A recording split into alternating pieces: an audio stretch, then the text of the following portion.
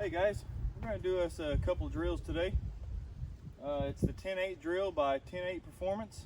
If you haven't seen any of his YouTube channels, go check him out. Awesome channel. A lot of gun content, 1911 stuff. But the drill today is from 7 yards, 10 rounds, 5 in each mag.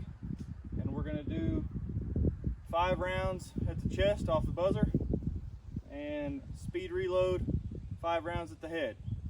Par time is 8 seconds, so we're going to see what we can do today.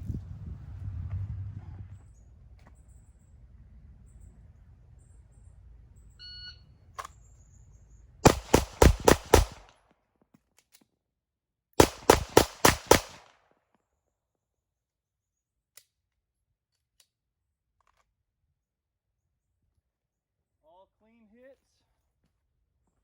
We got a 6.72. Check out our first shot on target is 2.07 on the draw. First split time is 0.28. Let's see here, 0.28, 0.28, 0.26, 0.26. Reload is 2.46. And then let's see what those other splits are.